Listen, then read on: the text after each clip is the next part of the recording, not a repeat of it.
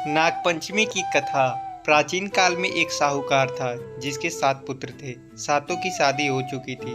सबसे छोटे पुत्र की पत्नी श्रेष्ठ चरित्र की थी, परंतु उसका कोई भाई नहीं था। एक दिन सेठ जी की सबसे बड़ी बहू ने घर को लीपने के लिए सभी बहुओं को साथ लेकर पीली मिट्टी लेने के लिए गई, तो सभी ने थलिया और खुरपी लेकर मिट्टी खोदने लगे।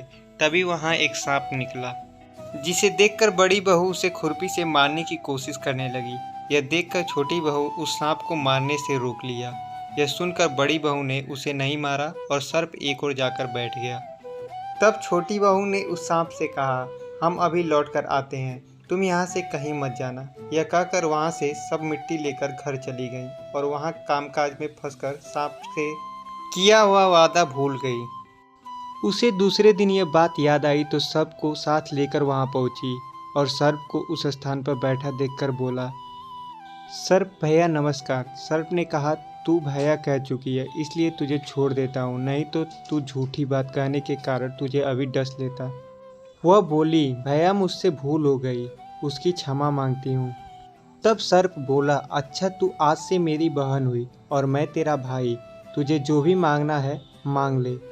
वह बोली, भैया मेरा कोई नहीं है, अच्छा हुआ जो तुम मेरे भाई बन गए। कुछ दिन व्यतीत होने पर वह सर्प मनुष्य का रूप रखकर उसके घर आया और बोला कि मेरी बहन को भेज दो। सबने कहा कि उसके तो कोई भाई ही नहीं था। तो वह बोला, मैं दूर के रिश्ते में उसका भाई हूँ, बचपन में ही बाहर चला गया था।